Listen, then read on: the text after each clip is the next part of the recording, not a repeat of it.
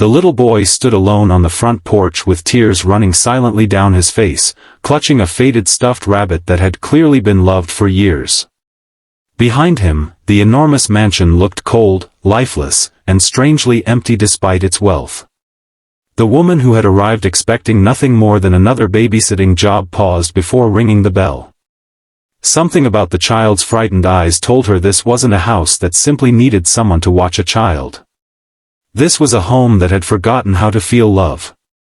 And before the sun set that day, she would discover a heartbreaking secret that would change not only one little boy's future but her own forever. Before we continue, if you believe kindness can heal broken hearts, that everyone deserves a second chance, and that love can be found in the most unexpected places, please take a moment to like this video, comment where you're watching from, share this story with someone who needs hope today, and subscribe to Kindness Speaks. Your support helps us bring more emotional stories that remind the world compassion still exists. Emily Carter was 32 years old, practical, compassionate, and quietly carrying wounds of her own. After losing both of her parents within a few years and ending a relationship that had left her questioning her worth, she had dedicated herself to caring for children. She believed children never lied with their emotions. Adults learn to hide behind smiles, expensive clothes, successful careers, and carefully rehearsed words. Children simply revealed the truth through their eyes. That belief had guided her through years of babysitting, nanny work, and volunteering with struggling families. Every child she met reminded her that love was not measured by expensive gifts but by the simple act of showing up every day. The agency had described the assignment as straightforward. A wealthy widowed businessman needed temporary childcare while managing several important projects. The pay was unusually generous, the neighborhood was among the finest in the city, and the agency had warned only that the employer preferred privacy. Emily accepted without hesitation. She needed the income, but more importantly, she never turned away from a child who needed someone dependable. As her taxi drove through tree-lined streets filled with luxurious homes, she couldn't ignore the growing feeling that something about this assignment felt different. Every house appeared warm, with colorful gardens and signs of family life. Then the driver stopped before a towering iron gate guarding an estate that looked more like a museum than a home. Perfectly trimmed hedges surrounded spotless stone walls, yet not a single flower bloomed in the gardens. The silence felt unnatural.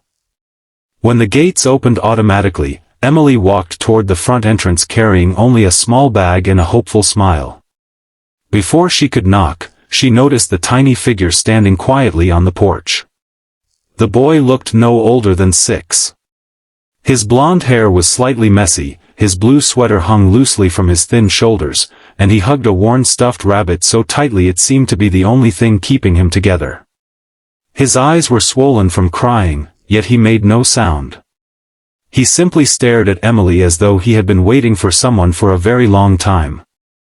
That single look broke something inside her.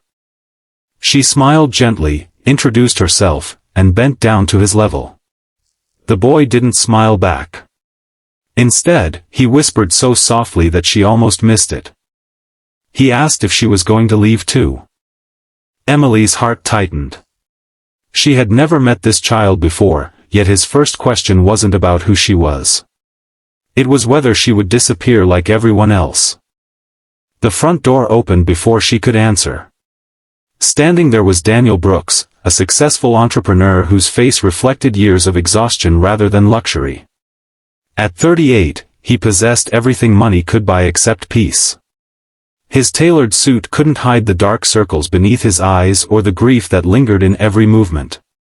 He welcomed Emily politely but without warmth, apologized for being late, and immediately began explaining schedules, security systems, meal plans, and emergency contacts. Everything sounded organized. Everything sounded efficient. Everything sounded completely empty. Not once during those first few minutes did Daniel kneel beside his son or ask how the little boy was feeling. He wasn't cruel. He simply looked like a man surviving each day by refusing to feel anything at all. Emily followed him through hallways lined with priceless artwork and elegant furniture untouched by real life. Every room was immaculate. Every surface gleamed. Yet nowhere could she find signs that a child truly lived there. No family photographs decorated the walls. No drawings hung on refrigerators. No toys lay forgotten beneath couches. The mansion had been designed for perfection rather than happiness. Daniel explained that his son, Noah, had become unusually quiet after losing his mother nearly 2 years earlier. Since then, several nannies had resigned. Some couldn't handle Noah's sadness. Others complained he refused to speak. A few simply accepted better opportunities elsewhere. Daniel admitted he no longer expected anyone to stay very long. Emily listened carefully. She wasn't hearing a father describe a difficult child. She was hearing a lonely man who had convinced himself that broken hearts simply stayed broken forever. As Daniel left for work, Noah remained near the window watching his father's car disappear down the driveway. Only after it vanished did the boy slowly turn toward Emily. He asked whether she knew how to make pancakes shaped like stars. Emily smiled. Perhaps healing this home would begin with something as simple as breakfast.